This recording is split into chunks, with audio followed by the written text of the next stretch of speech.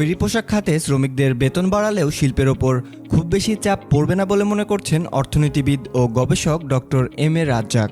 New dimension of digital financial service in Bangladesh শীর্ষক প্রশিক্ষণ সেমিনারে তিনি একথা বলেন।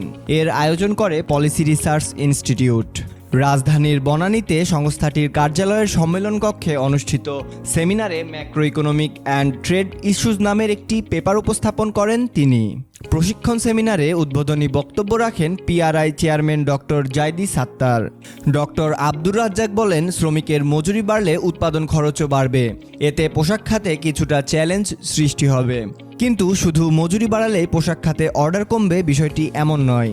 কেননা মজুরি বাড়ালে বায়াররাও হয়তো পোশাকের দাম বাড়িয়ে দেবে। কেননা তারাও তো হিসাব করবে আগে একটি পোশাকের উৎপাদন খরচ কত ছিল আর এখন কত হয়েছে।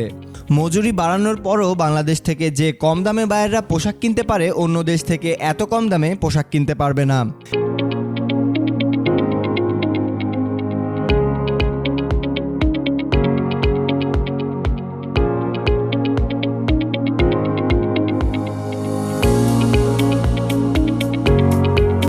এক প্রশ্নের জবাবে তিনি বলেন, আমেরিকা শ্রমিক অধিকারের বিষয়ে কোনো পদক্ষেপ নিতে চাইলে দ্রুতই নিতে পারবে, কিন্তু ইউরোপীয় ইউনিয়নের সিদ্ধান্ত নিতে কিছুটা সময় লাগে। তবে সাধারণত আমেরিকা কোনো সিদ্ধান্ত নিলে পশ্চিমের অন্যান্য দেশগুলোও তা সমর্থন দেয়। এক্ষেত্রে উদ্বেগের বিষয় আছে।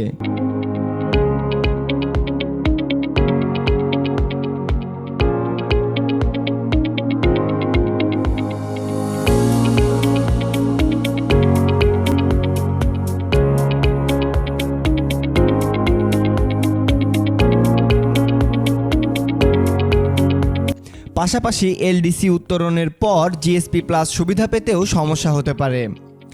ডক্টর জাইদি সাত্তার বলেন, গত 1.5 বছরে বাংলাদেশের টাকার মান কমেছে প্রায় 30%।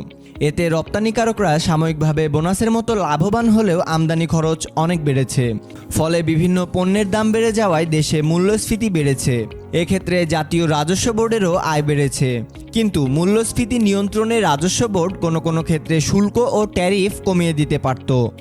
তিনি আরও বলেন, আমদানির ক্ষেত্রে যে বিধিনিষেধ আসে তা তুলে দেওয়া উচিত। কেননা আমাদের কি পণ্য আমদানি জরুরি সেটি যদি আমলারা বসে সিদ্ধান্ত নেন তাহলে সেটা ভালো কথা নয়।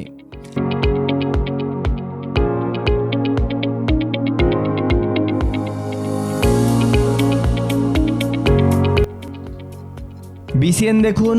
বাগমার সাথে থাকার জন্য আমাদের চ্যানেলটি সাবস্ক্রাইব করুন।